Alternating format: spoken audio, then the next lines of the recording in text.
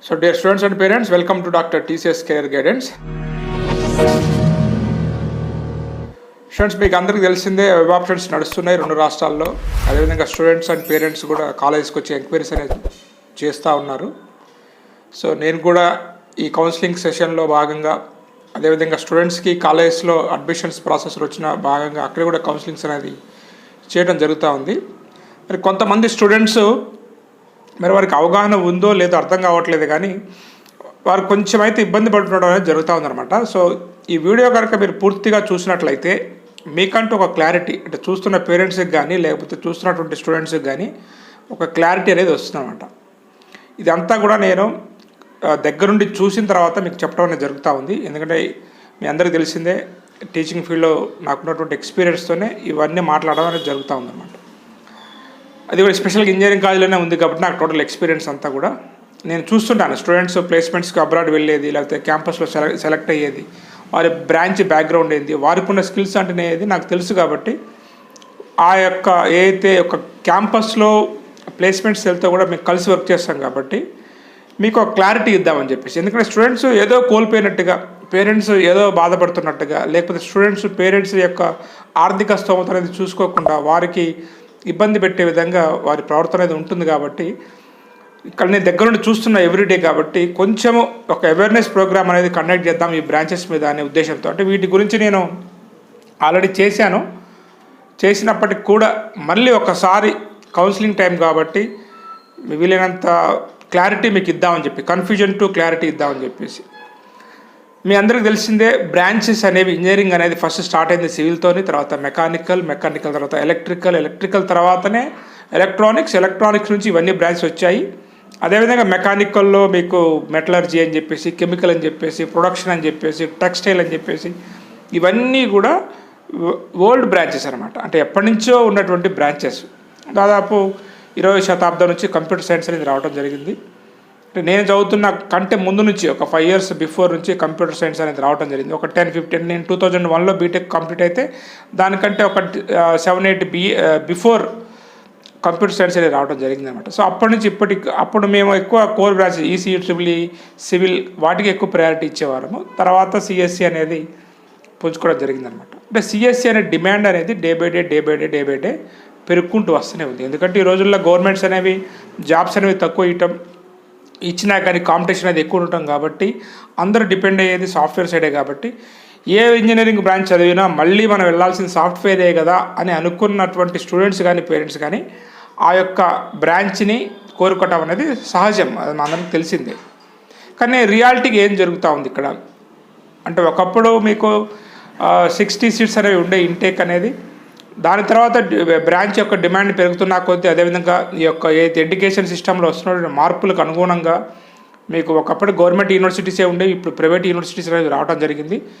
ఇప్పటికి కూడా government universities కానీ, ఐఐటీస్ కానీ, ఎన్ఐటీస్ కానీ, ట్రిపుల్ ఐటీస్ కానీ వీటన్నిట్లలో కూడా ఇంటేక్ అనేది 60 లేదంటే 80 మహా అంటే 100 అనేది కూడా ఎక్కడా ఉండదన్నమాట గవర్నమెంట్ యూనివర్సిటీస్లో. అండ్ ఇవన్నీ ఐఐటీస్, ఎన్ఐటీస్ అన్నిటిలో. కానీ ఎప్పుడైతే ఈ యొక్క ప్రైవేట్ యూనివర్సిటీస్ వచ్చాయో, ఈ ప్రైవేట్ యూనివర్సిటీస్ అనేది కూడా ఎక్కువ రావడం అనేది ఫస్ట్ ఈ తమిళనాడు నుంచి జరిగిందనమాట. ఈ కొత్త బ్రాంచ్లు పుట్టడం కూడా ఈ తమిళనాడు నుండి పుడతా ఉంటాయి అనమాట ఇంజనీరింగ్ సైడ్ అవన్నీ. ఎందుకంటే ప్రీవియస్లో మీకు తెలుసు ఐటీ సెక్టర్ బూమ్ హైదరాబాద్ హైటెక్ సిటీ అని చెప్పేసి ఐటీ బ్రాంచ్ తీసుకురావటం. కరెక్ట్గా ఐటీ బ్రాంచ్ తీసుకొచ్చే టైంలో ఈ రెసిషన్ అనేది, ఆర్థిక మాంద్యం అనేది రావటం, ఆ బ్రాంచ్ ఒక 4 సంవత్సరాల నుండి కనుమరుగు కావటం, మళ్ళీ ఇప్పుడు సిఎస్సి తర్వాత ఐటీకి డిమాండ్ ఉండటం. ఇవన్నీ ఏంటంటే మీకు ఎప్పుడైతే ఈ ప్రైవేట్ యూనివర్సిటీస్ అనేది వచ్చాయో అక్కడ వారికి కూడా ఇంటేక్ అనేది పెంచుకోవాలంటే ఒక బ్రాంచ్కి ఒక ఏసీటీ రూల్స్ ప్రకారం ఎన్ని సీట్స్ అనేవి ఉంటాయన్నమాట.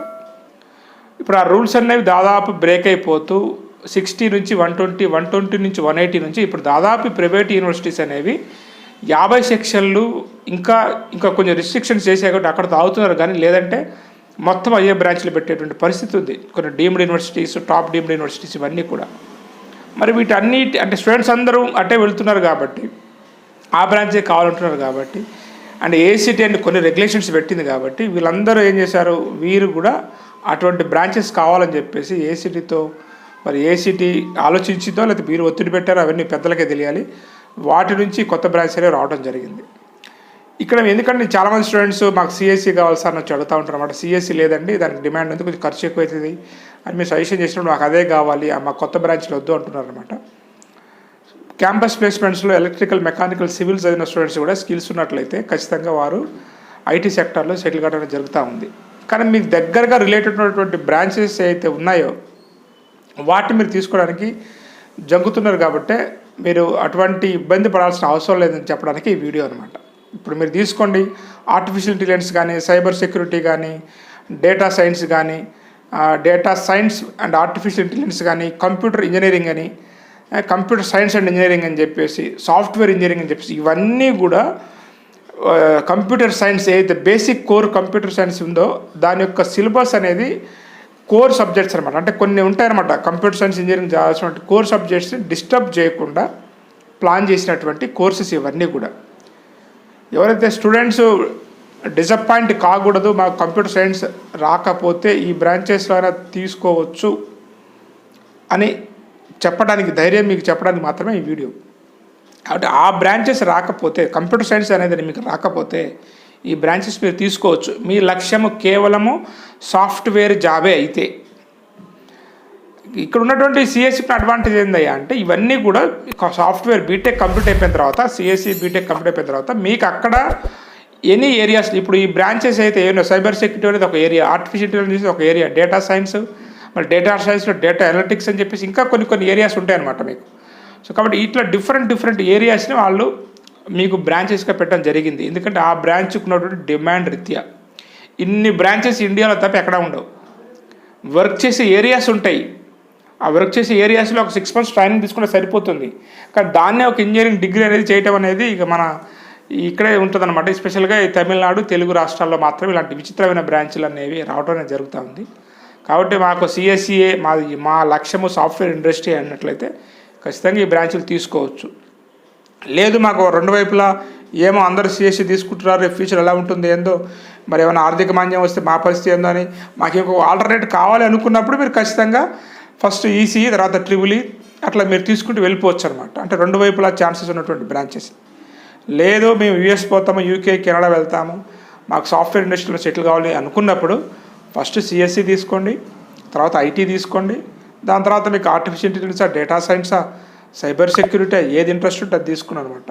సో మ్యాక్సిమం స్టూడెంట్స్ క్లారిటీ లేకుండా వస్తుంది. ఎందుకంటే నేను ఒక స్టూడెంట్ని, వాళ్ళ ఫాదర్ చాలా పూర్, పేమెంట్ షీట్ అనేది చాలా కాస్ట్ ఉందమ్మా, ఈ డేటా సైన్స్ ఆర్టిఫిషియల్ ఇంటెలిజెన్స్ తీసుకుని ఇది కొంచెం తగ్గుతుంది, లేదంటే ఈసీ తీసుకుంటే ససమేర నాకు సిఎస్సీఏ కావాలని చెప్పేసి ఆ తండ్రిని ఇబ్బంది పెట్టడం అనేది జరుగుతూ ఉందన్నమాట. నాకు బాధ అనిపించింది. అందుకని ఇలాంటి స్టూడెంట్స్ రెండు రాష్ట్రాల్లో ఉంటే కనీసం ఈ వీడియో చూసి మీకు ఆ బ్రాంచెస్ వల్ల మీకు వచ్చేటువంటి నష్టం ఏం లేదు. Triple E civil మెకానికల్నే software industries తీసుకుంటున్నప్పుడు మీకు దగ్గరగా రిలేటెడ్గా ఉన్నటువంటి artificial intelligence, data science, cyber security branches అయినంత మాత్రాన అవకాశాలు రావనో లేకపోతే అవి సిఎస్సికి సంబంధించిన బ్రాంచ్లు కావనో మీరు కంగారు పడాల్సిన అవసరం లేదు.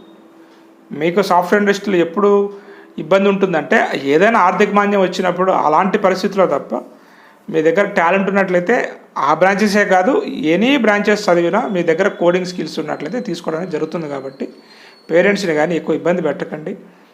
ఎందుకంటే ఆ ఇబ్బంది మీరు వెనకంజ వేస్తున్నారనే ఉద్దేశంతోనే కొంచెం ఆ యొక్క బ్రాంచ్ యొక్క కాస్ట్ అనేది కొంచెం తగ్గిస్తున్నారనమాట. కాకపోతే వాటికి కూడా ప్రియారిటీ అంతే ఉంటుంది. ఎందుకంటే నేను మాట్లాడడం జరిగింది, సాఫ్ట్వేర్ ఇండస్ట్రీలో ఉన్నారు కాబట్టి.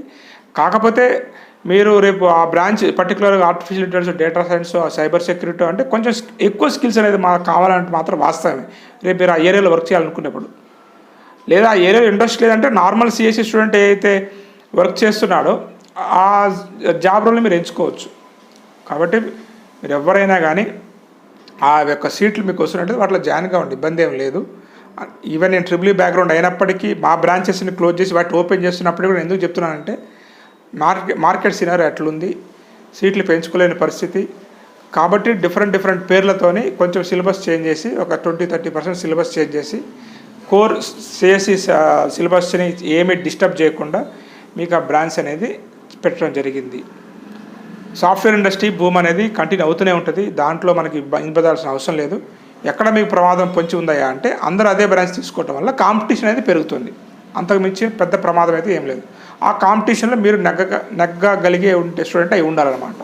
అంటే మీ స్కిల్స్ని మీరు డెవలప్ చేసుకోగలిగి ఉండాలి. అప్పుడు మాత్రమే మీరు ఆ ఏరియాలో మీరు సక్సెస్ అయ్యే ఛాన్స్ ఉంది తప్ప ఇండస్ట్రీ పడిపోవటం కానీ సాఫ్ట్వేర్ జాబ్లు రాకపోవటం కానీ అంటూ ఏముండదు. కాంపిటీషన్ అనేది మాత్రం అంటే ఇప్పుడు ఒక పోస్ట్కి ఒక 50 మంది వస్తే నెక్స్ట్ ఫ్యూచర్లో ఒక పోస్ట్కి 1000 మంది వచ్చే ఛాన్స్ ఉంది. అంత అవుట్పుట్ బయటకు వచ్చింది. అదొక్కటే డేంజర్స్ అయింది తప్ప మిగతా ఏది లేదు. మీరు రేపు యూఎస్ఏ కానీ యూకే కానీ ఎక్కడికి వెళ్ళినా కానీ మళ్ళీ మీరు ఏరియాని చేంజ్ చేసుకోవచ్చు. మళ్ళీ నార్మల్ సిఎస్సి చదవచ్చు, సిఎస్సి విత్ ఎంబీఏ చదవచ్చు, సిఎస్సి విత్ మ్యాథమెటిక్స్ చదవచ్చు, ఇవన్నీ చదువుకోవచ్చు. కాబట్టి కొంచెం ఏమైనా మీకు కంప్యూటర్ సైన్స్ అనేది కొంచెం అందరూ అదే కోరుకుంటున్నారు కాబట్టి కాస్ట్ ఎక్కువ ఉంది కాబట్టి మేనేజ్మెంట్ సీట్స్కి వెళ్ళినప్పుడు ఈ సీట్స్ ఏమైనా తక్కువకు దొరుకుతున్నట్లయితే వేరే కాలేజ్లో మీకు ఆపర్చునిటీస్ వస్తున్నట్లయితే తీసుకోండి. పేరెంట్స్ని ఆ విషయంలో ఇబ్బంది పడకండి. పాపం పేరెంట్స్ ఎంతైనా కష్టపడి కడతారు కానీ అంత కట్టాల్సిన అవసరం లేదంటున్నాను నేను. ఇవి కూడా అవే. ఓకేనా? ఇప్పుడు మీ అందరికి కూడా ఆ యొక్క బ్రాంచెస్ యొక్క కన్ఫ్యూజన్ అనేది ఒక క్లారిటీ వచ్చింది అనుకుంటూ ఈ వీడియో నచ్చినట్లయితే లైక్ చేయండి, మీ ఫ్రెండ్స్ అంతకు షేర్ చేయండి. Okay, all the best for your bright future.